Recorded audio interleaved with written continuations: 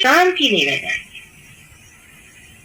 फिर आप कहेंगे माँ मैं तो इतनी पूजा करता हूँ, मैं तो इतने मंत्र बोलता हूँ, मैं तो इतना कार्य करता हूँ, फिर मेरा हाल ऐसा क्यों? क्योंकि आप विगलित हैं, आप हट गए उस सामूहिक शक्ति से, आप हट गए। सहयोग सामूहिक शक्ति, इस सामूहिकता से आप जहाँ हट गए वहीं पर आप अलग हो गए उस सामूहिक शक्ति। सो दोनों ही चीज की तरफ ध्यान देना है कि हम अपनी शक्ति को भी संभालें और सामूहिकता में रचते जाएं,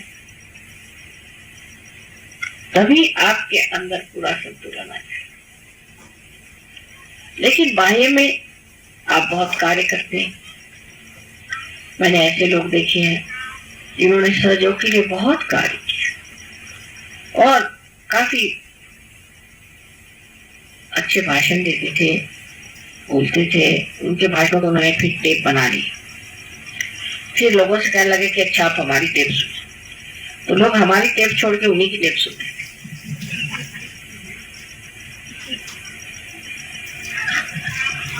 और उनका ये हाल था कि जैसे अभी हम बैठे हैं तो वो हमारे फोटो को तो नमस्कार करेंगे, हमें नहीं करेंगे, क्योंकि उनको फोटो की आदत पड़ी। हमसे उनको कोई मतलब नहीं, वो फोटो से मतलब। ऐसे ऐसे विक्षिप्त लोग हमने देखे। फिर उन्होंने अपने फोटो छपाए और फोटो सबको दिखा रहे हैं कि हम ऐसे, हम वैसे, हम वैसे।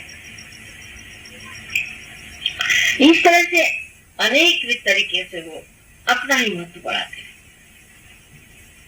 करते करते ऐसे गड्ढे में गिर गए अनायास, उसे समझ में नहीं आया और एकदम पता हुआ कि छूट गए सहयोग से, कहीं भी नहीं।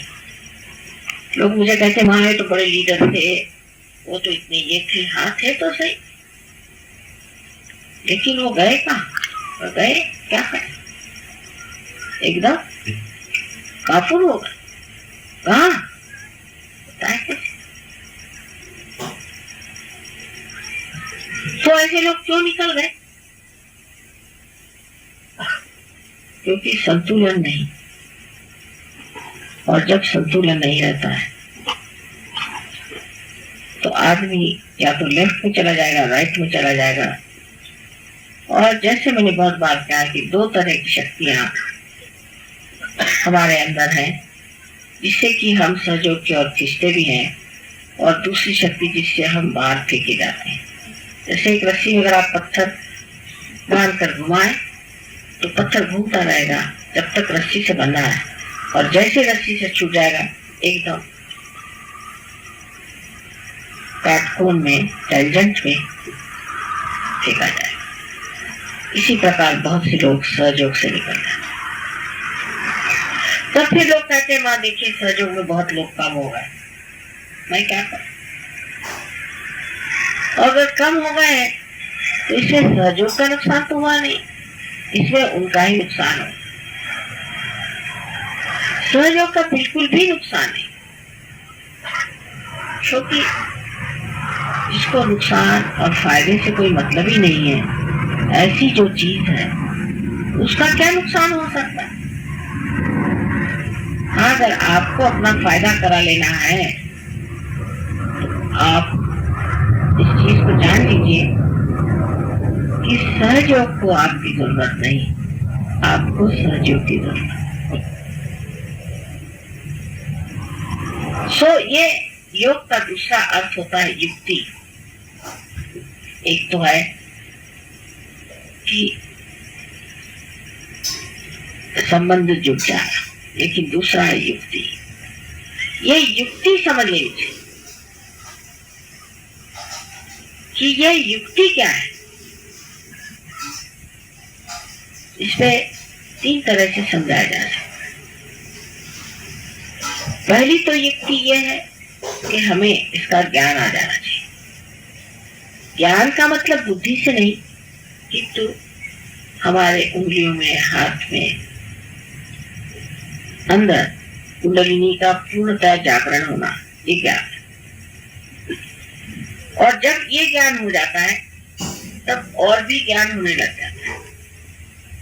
बहुत सी बातें जो आप नहीं समझ पाते थे वो आप समझ पाते और आप समझने लग जाते हैं कि कौन सत्य है कौन असत्य है। और इस ज्ञान के द्वारा आप लोगों की कुंडलिनी भी जागृत कर सकते हैं और उनको समझा भी सकते हैं और उनसे आप पूरी तरह से आप एकाग्र हो सकते हैं। उनके साथ आप वार्तालाप कर सकते हैं, बातचीत कर सकते हैं इस ज्ञान के कारण। तो आपको बौद्धिक ज्ञान भी उससे आते जाता है। आप सहयोग समझते हैं, नहीं तो कोई समझ सकता था पहले?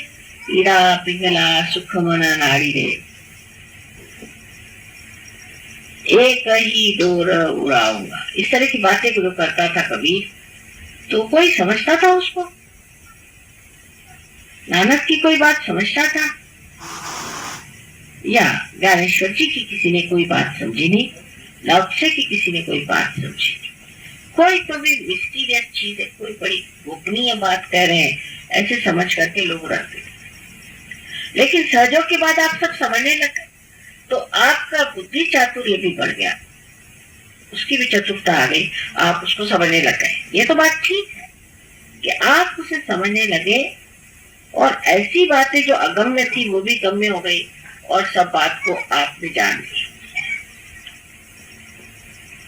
सो तो एक युक्ति हो गई कि आपने अपना ज्ञान बढ़ा लिया। अब दूसरी युक्ति क्या?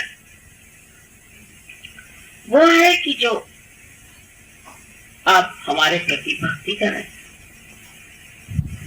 उस भक्ति को भी जब आप करते हैं तब आप अनन्य भक्ति करनी चाहिए।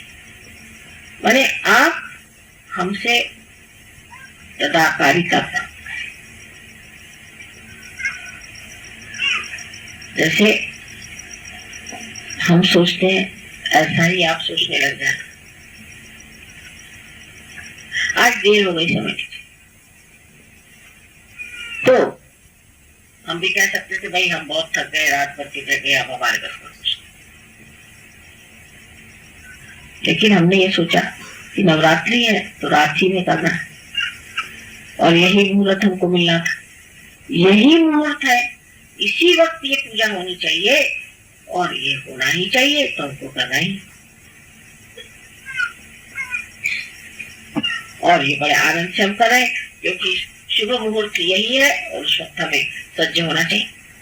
उसके बारे में सोचते भी नहीं कि हम थक गए, हमने आराम नहीं किया, कुछ भी नहीं, यही मुहूर्त है। जैसे एक लड़वैया अगर रणांगण में गया है, उसने देखा कि अपने सामने दुश्मन खड़ा, यही टाइम उसको मारने का, उसी वक्त उसे मारना चाहिए। उसी प्रकार यही समय है जबकि हमें ये पूजा करनी चाहिए, तो हम बैठे हैं और आपको भी ऐसे सोचना चाहिए कि यही समय माने बांध रहा है, यही समय हमारे लिए उचित है, इसलिए हमें इसी वक्त पूजा करनी चाहिए।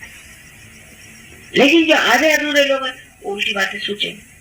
अब हम सवेरे से आके बैठे हैं, हमने ये किया, अभी हमें भूख लग गई, खाना नहीं खाया, बच्चे सो रहे होंगे। अनन्य भक्ति नहीं हो, क्योंकि मेरा जो सोच विचार है वो आपके सोच विचार में नहीं है। मैं जैसे सोचती हूँ वैसा नहीं किसी के लिए, मैं जैसे सोचती हूँ वैसा नहीं सोचती। किसी के लिए भी मैं सोचती हूँ कभी कभी, माँ ये आदमी इतना खराब है, ऐसा है, मैं कहती जी नहीं बिल्कुल अच्छा बढ़िया आदमी है। कैसे आप कह रहे हो, कैसे कहा? फिर मैं सोचती हूँ कि मैं जो देख रही ये क्यों नहीं देख रहे? अगर ये मेरी ही आंख से देख रहे हैं तो इनको वही दिखाई देना चाहिए जो मैं देखती हूँ। वैसी तो बात नहीं, ये तो कुछ और ही देख रहे हैं। तो अनन्य नहीं हुआ, अन्य हो गए, उससे हो गए। उसी प्रकार जैसे हमारा प्यार आपसे तृप्ति, और एक ही चीज से हम तृप्त होते हैं कि आप सबके प्रति वैसा ही प्यार रखें। अगर वो बात आपके अंदर नहीं है तो फिर ये लगता है कि अन्य है, ये अनन्य नहीं। अगर हमारे ही शरीर के ये अंग प्रत्यंग है तो जो हम हैं ऐसे ही इनको होना चाहिए ना। जैसे हम सोचते हैं वैसा ही इनको सोचना चाहिए, जैसा हम करते हैं वैसा ही इनको करना चाहिए। तो ये दूसरा क्यों सोचते, ये उल्टी बात क्यों सोचते हैं? इनके दिमाग में ये सब अजीब अजीब बातें कहां से आती है? सो अनन्य भक्ति नहीं, ये भक्ति हो गई अपने ही तरह।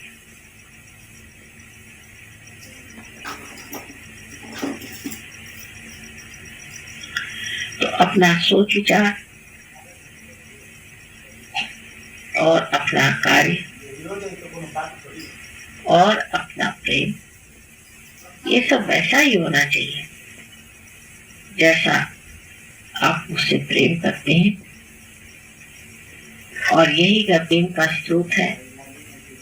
तो जो कुएं में है वही घट में आना चाहिए, दूसरी चीज कैसे आ सकती है? और जब कोई दूसरी चीज आती है तब मैं सोचती हूँ कि किसी दूसरे घट से इन्होंने कोई और कुएं से पानी भरा है, ये घट मेरा नहीं।